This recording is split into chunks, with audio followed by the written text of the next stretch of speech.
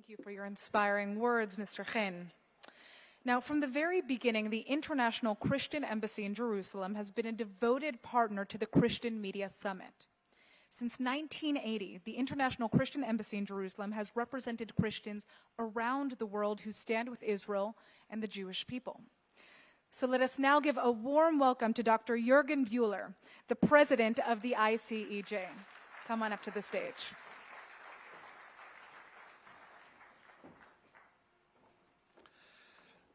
Thank you so much, Mr. Chen. Congratulations for another 6 Christian Media Summit. It really became an amazing tradition here in the city of Jerusalem, and we look forward to many, many more Christian Media Summits in the years to come. Thank you so much for organizing this marvelous event.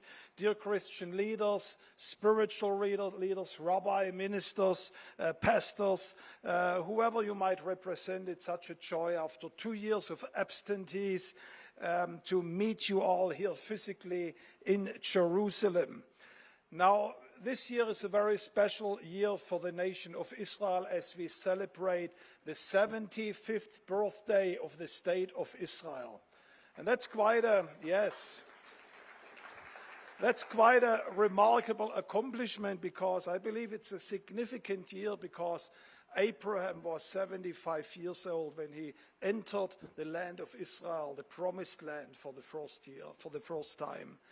And since those 75 years and even before, Christians from around the world were standing with great faithfulness and support with the Jewish people in the establishment of these great nations. And even before the State of Israel, where it was established, there were people like Lord Balfour, through his proclamation of the Balfour Declaration, helped significantly for the establishment of the State of Israel. And this lineage goes on even until recently. President Donald Trump, when he, through his leadership, moved the embassy from Tel Aviv to Jerusalem, where he recognized the Golan Heights, where he established the Abrahamic Accords. I think this deserves a very big applause from all of us. But, of course, in the beginning, I also want to my American friends, make one remark, and I want to underline that we need your support here in Israel. I think America is the most strategic partner, in particular the evangelical community, for Israel and also for the evangelical world around the church and around the world. But please talk to your possibly future president, Mr. Trump, to distance himself from those very unhappy statements of Kanye West or from Nick Fuerta. It's important for the evangelical community, not only in your country, but around the world, to get a clear statement in regards to that. Now, over the last 400-500 years, evangelical Christianity emerged as a new force on the religious landscape, and over centuries, Christians recognized the importance of a future state of Israel. I'm quoting Edward Nicholas in 1648, exactly 300 years before the state of Israel was established. He said, the event would be the most momentous of all history would be the coming restoration of the Jews back to Palestine. And it's amazing, 300 years before the State of Israel was established, they believed that divine promises that God would restore the Jewish people will be fulfilled. And this week in the Torah portion, in the Parashat HaShavua, we read how Jacob, after he met his brother Esau, reconciled with him, after he had an encounter with God, he went to the city of Shechem, and he established an altar for the Elohei Israel, for the God of Israel, the God who is the God of Israel. And let me tell you, there is an increasing number of hundreds of millions of believers around the world, all across the globe, who recognize that their God also is Elohei Israel, the God of Israel. And that's why we are here today, and that's why we support the Jewish people. Now, 75 years of State of Israel, it's an amazing and a remarkable success story. Of course, we all know the research in medicine and many other fields that Israel is accomplishing, became a world leader in many areas. Israel has become a global leader when it comes to big data applications and even security solutions that are used around the world. And we just, David Parsons and myself, we had the privilege to travel the land a few months ago with KKL, Keren Kayemet LeIsrael, and we saw the amazing groundbreaking research that comes here from this land in regard to nature and agriculture.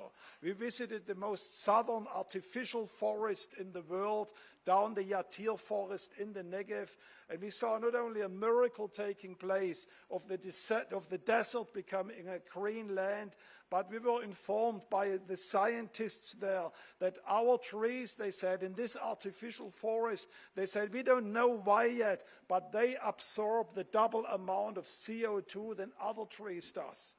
John Kerry was here just a few weeks after we visited that forest, and he boldly said to the media, Israel found the solution of global warming. And Israel is an amazing country, a very young nation that really is able to bring solutions for so many challenges of the world. And of course, it's an unbelievable economic success story where just this year, 2022, Israel overtook leading economic nations in the world, Germany, United Kingdom, and France, with a gross domestic product per capita. It's an amazing success story that nobody could have seen just 75 years ago.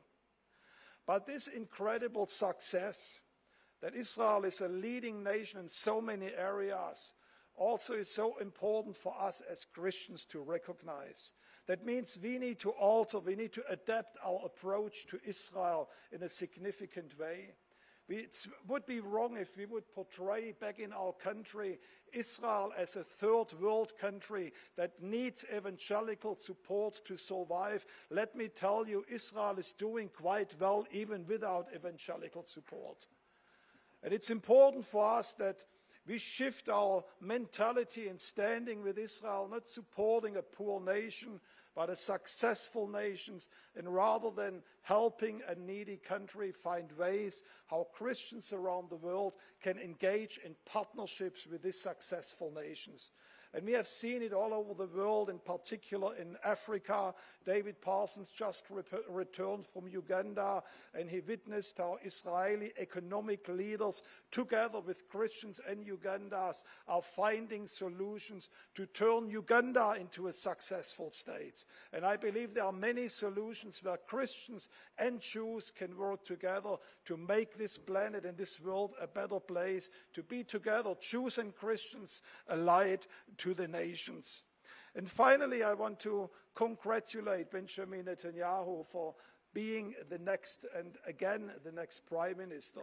I believe it's no secret, and your applause confirms that Mr. Netanyahu is the political leader here in Israel that has probably the best understanding of the strategic importance of this partnership between evangelical Christians and the State of Israel.